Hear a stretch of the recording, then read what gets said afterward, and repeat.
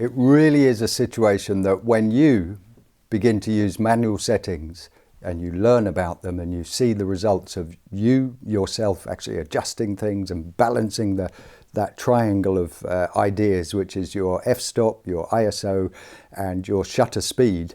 And when you try different settings against each other, like you're trying to juggle something here and balance it, you begin to realize that there are so many permeations of what you're looking at in regards to depth of field and shutter speed, etc. But what I mean is when you look at it as an image and you want to get that image, because your brain is translating what you see through your eyes, and that's what you want to get, is what you see.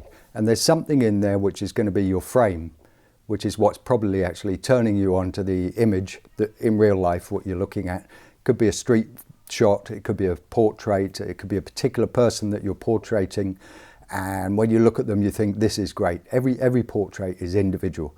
There is no setting for portrait. There is your creative idea about what a portrait should look like.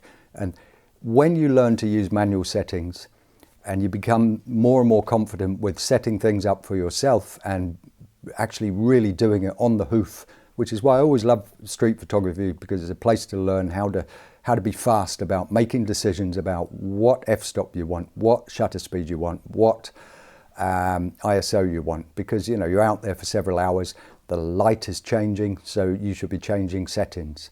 The compositions that you're looking at on the street are changing, so you should be changing depth of field.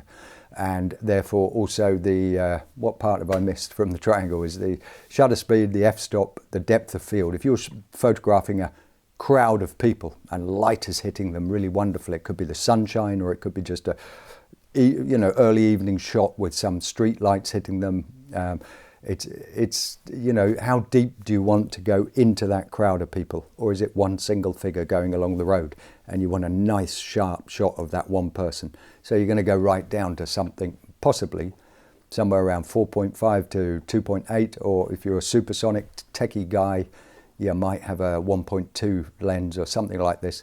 But it's up to you, and it's up to your creativity, and no other person can tell you what your photos should look like. That's up to you. And that's where experimentation comes in. And if you're going to experiment with all the manual settings and go out and take shots, it'll do so much for your end results, in the sense that you'll become more creative. You actually free up your own mind to believe that and to understand that you control the camera, therefore you control the end result of the image you're looking at. And you have to practice.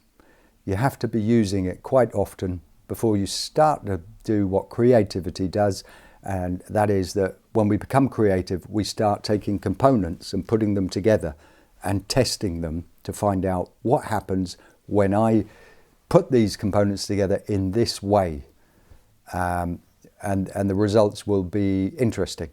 And then you think, well, I could do that better if this part of the component was slightly less or slightly more dominant. And what I'm talking about there is when you're thinking about that triangle in photography of your f-stop, your shutter speed, your ISO.